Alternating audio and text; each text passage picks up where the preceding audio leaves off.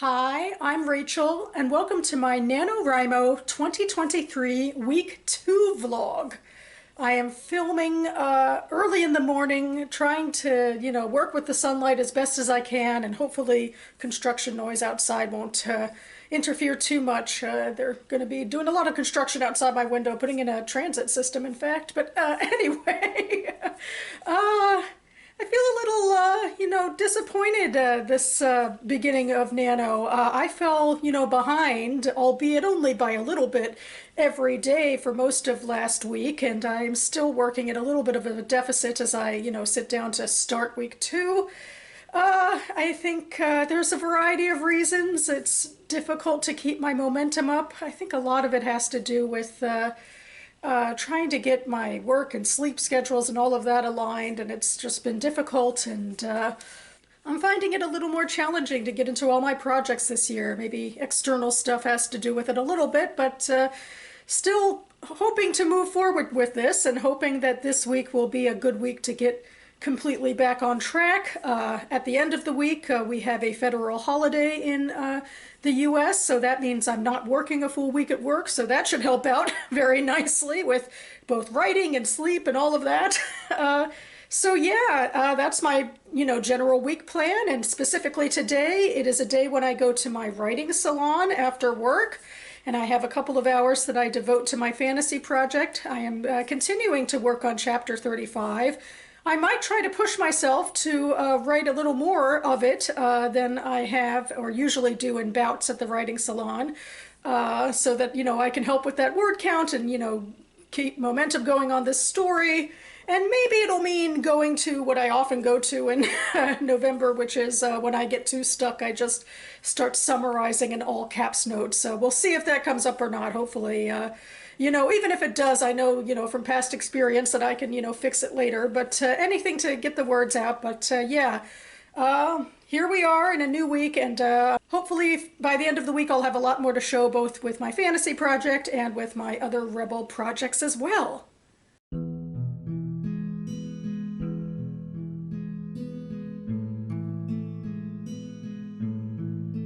In the land of streaming services, I just canceled my Apple TV subscription and rebought Max because of The Gilded Age. It's not something that I'm like hugely into, but maybe that's part of the reason why I want to watch it, is just something mostly fun, and like there's a lot of, the beautiful costumes and everything. I know that there's historical research that went into making this show, but I felt like last season skimmed the surface of issues a lot, although I kind of get the feeling that this season will do less of that, especially with some of the minority characters' storylines.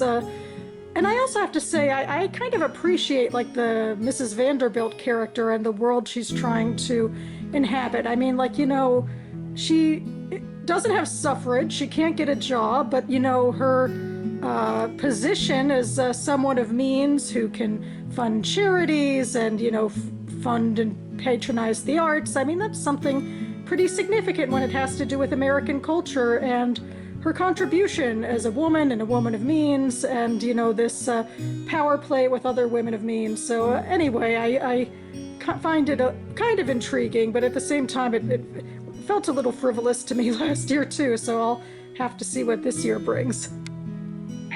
Honestly, I think actually some of my more successful stories have been starting with just like a small image or like idea, or like, oh, this would be cool, blah, blah, blah.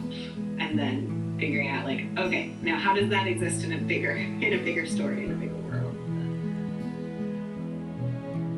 Yeah, I'm also thinking, I feel like most of the time, while I have been both, I feel like most of the time it's start with something small, and as I like go through the story, I work with it more, I find like the big thing I want to talk about. And it's always fun, I think, figuring what that is.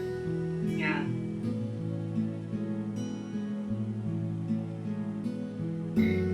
Okay. Sarah, I start with characters. That's cool.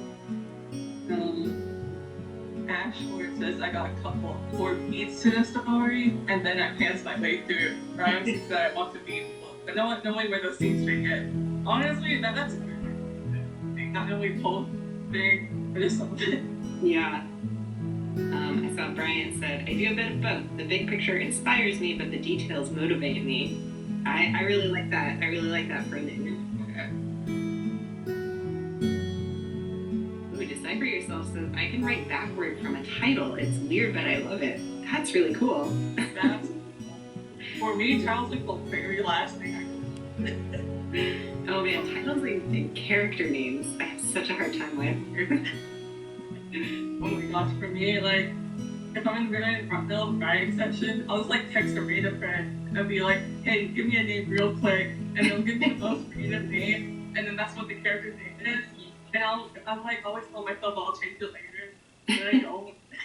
I love that. That just becomes the character. I finished Ferocity by Nicola Lagioia, translated from the Italian by Anthony Sugar. And what to say, this is dude bro literary fiction, I think, in the way that it is completely allergic to emotion and interiority that, has any, sense of drama to it, like heaven forbid drama happens.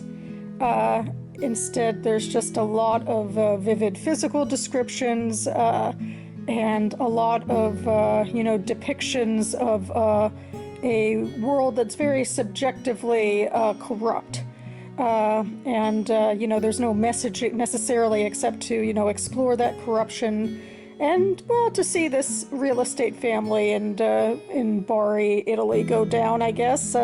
We start with the death of a female member of the family, and unsurprisingly for this sort of literature, she's not really a character in her own right, even when the book does go back in time. It's a very dense book that, switches perspectives and switches time frames very easily in chapters.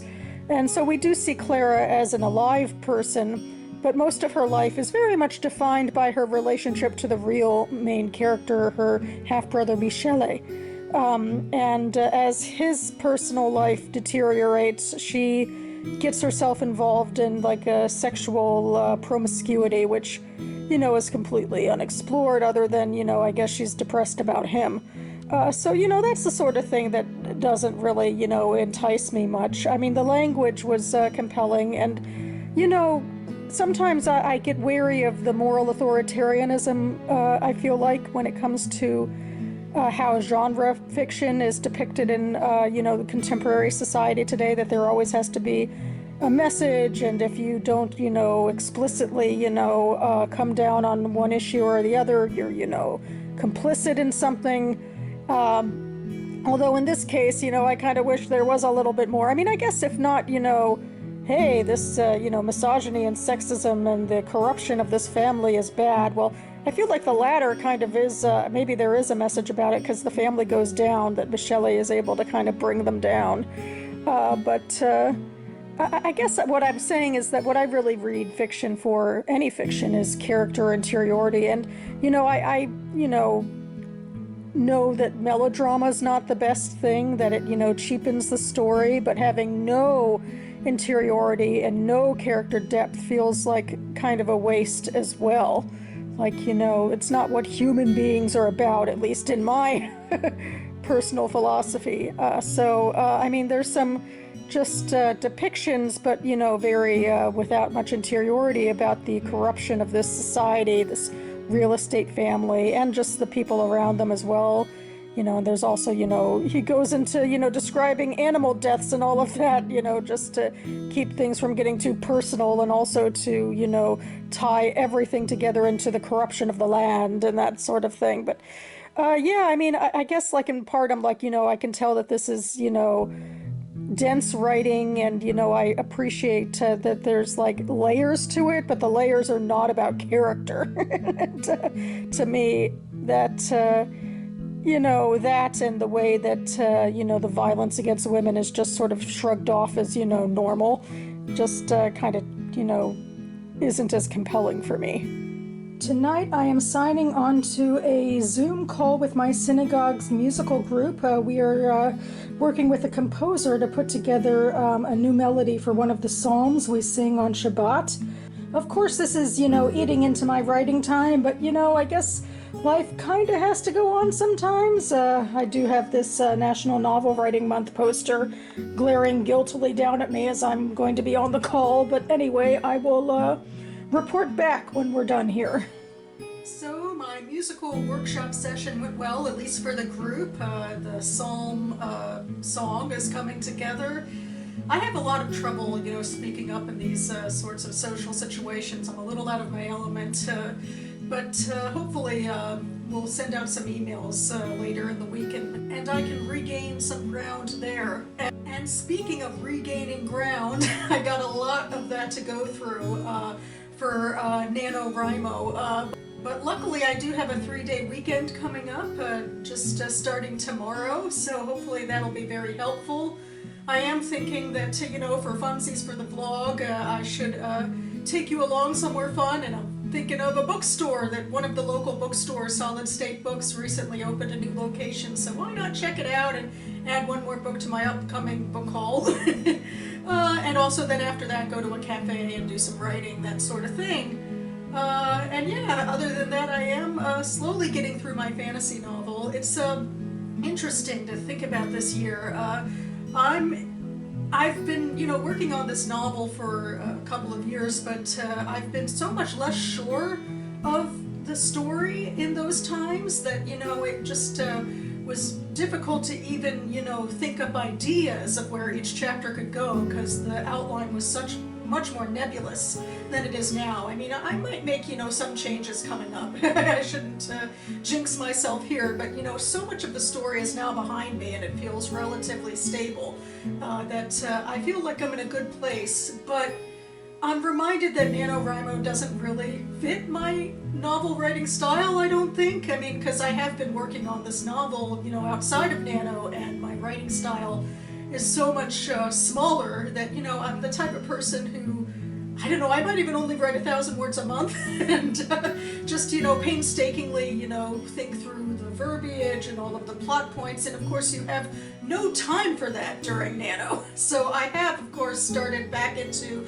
my rambliness and my all caps notes to myself when I just can't keep up momentum, like, in the times where I'd stop and do a lot of research and a lot of rumination on the very specific hyper-granular scenes. I can't do that, trying to get 1667 words a day. So it's really not very conducive, I should say, Nano, to my writing style, and if I weren't a rebel, this probably wouldn't be the greatest use of my time. But luckily I am getting, my rebel projects done on the side as well.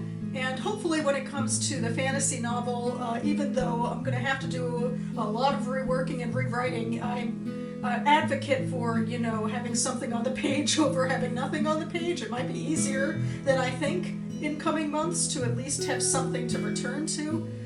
I technically am at 80,000 words right now in that, manuscript, the novel that I started way before Nano, but it doesn't feel real until, I get out all the rambliness and the, all caps notes and make it a little more polished, at least in terms of a draft.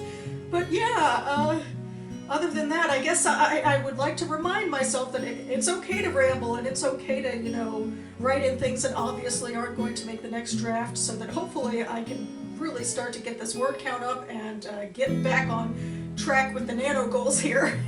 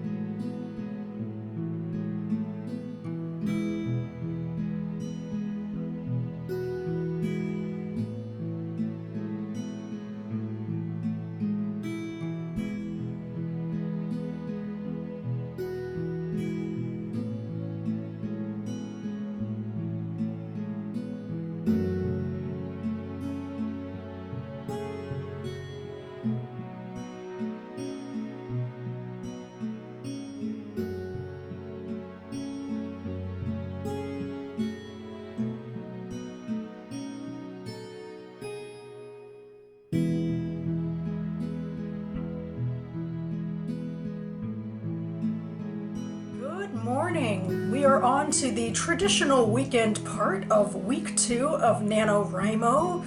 I'm filming just as the sun is starting to come in, which may or may not be the best idea. I always have the worst luck whenever I decide to film in the morning lately. But anyway, lots of writing opportunities abound this traditional weekend. Today or this afternoon, I will be going to my writer's salon, as is my usual custom in DC. And then tomorrow, actually more in the evening, I'm going to be going to my first NaNoWriMo write-in.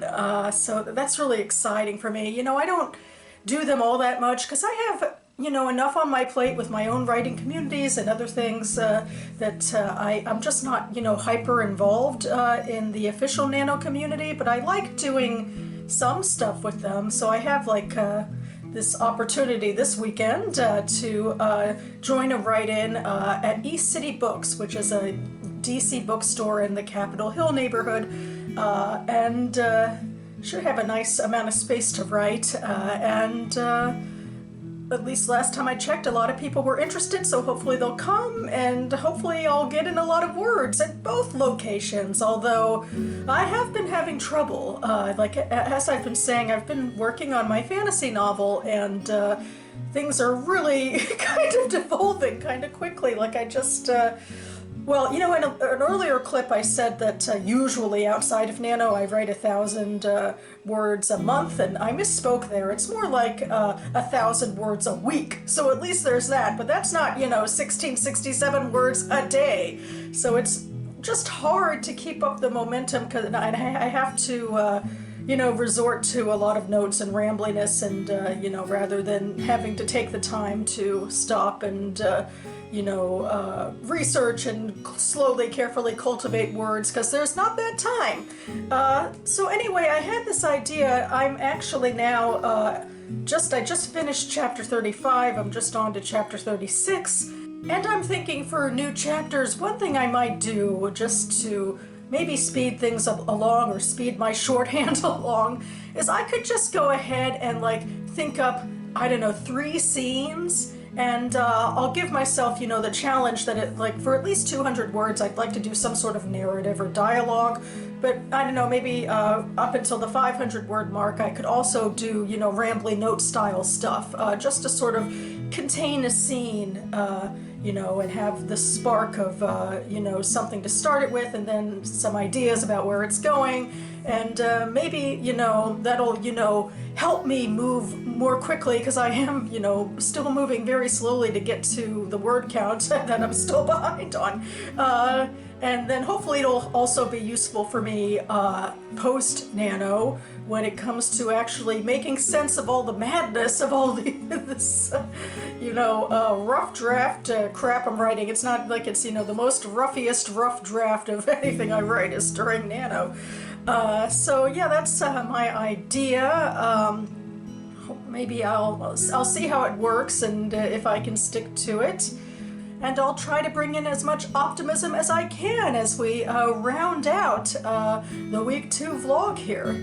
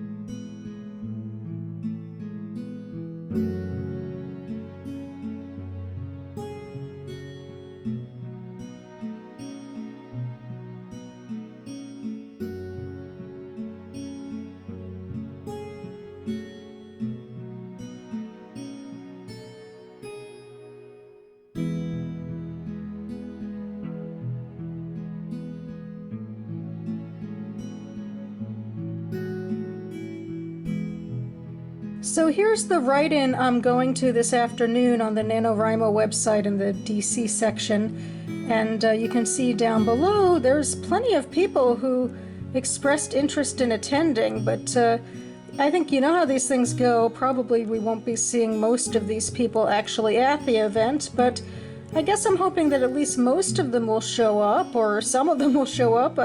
Anything to add to the nice NaNoWriMo ambiance of all of these things. But either way, hoping it'll be fun and that I get some words in.